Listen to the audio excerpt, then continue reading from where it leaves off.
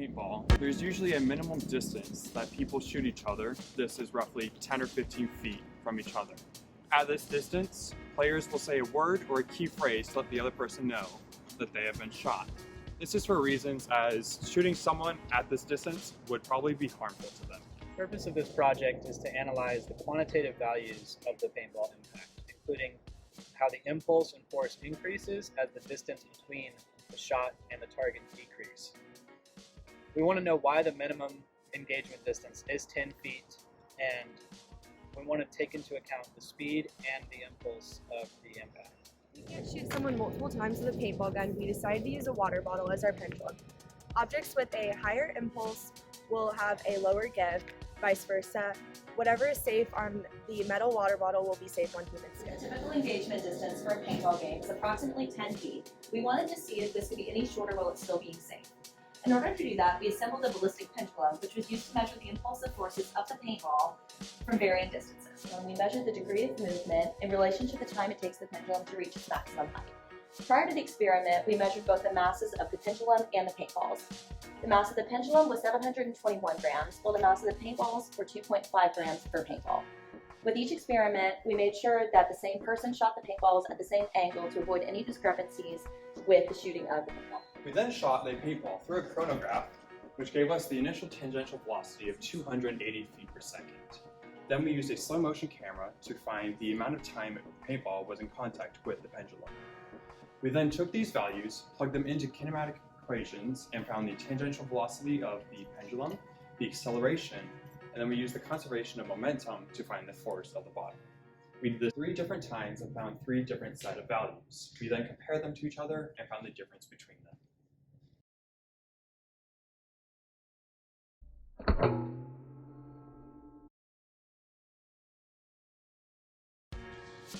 What you see here are the calculations required to solve for the contact force between the paintball and our object.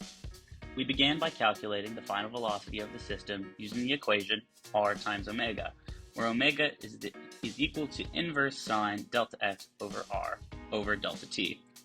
T is the time that the pendulum took to reach its maximum angle, and by analyzing the video, this came to an average of 0.42 seconds on each trial.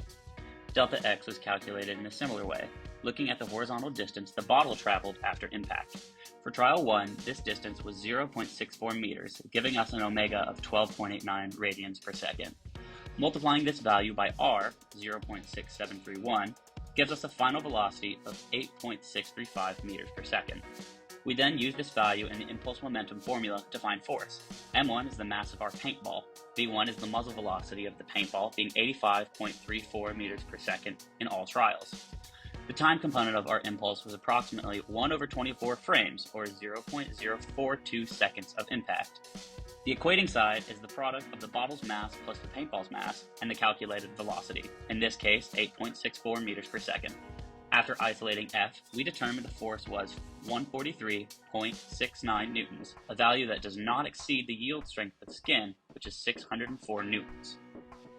This process was repeated for trial 2, whose calculated F was 207.06 newtons. In trial 3, whose calculated force was 309.54 newtons. The original goal was to freeze the paintballs and calculate the collision as inelastic. However, the inability to access a freezer at the paintball course required us to calculate it as inelastic instead. Possible errors could result from the splatter of the paintball, which make the collision not perfectly inelastic. That's because of loss of mass. Additional errors could result from the person shooting not hitting the exact same spot on the water bottle, or the neglection of air resistance despite its relatively small impact on impulse in this scenario. Our hypothesis prior to our experiment was that as we increased the amount of distance between the paintball gun and the pendulum, our impulse and force would decrease. The results of our experiment validated this hypothesis. As we decreased the distance between the paintball gun and the pendulum, our force and impulse increased. The change in impulse on our chart decreased exponentially as our distance increased linearly. Some of the challenges that we faced while conducting our experiment is that the wind will continue to move the water bottle. So when we're conducting it, we won't be able to hit the exact same spot every single time. And as we continue to use the paintball gun, the carbon dioxide in the canister will decrease, so the initial velocity will also decrease every time. From our experiment, our group determined that while a distance of 5 feet will not generate enough force to exceed yield strength, the force generated by the collision might leave a harmful weld. Also beware of shooting someone at this distance because while the force might not exceed yield strength, the ball shattering on skin might. In the end, we were able to successfully prove our hypothesis that force and impulse increase when the distance between the water bottle and the target decrease.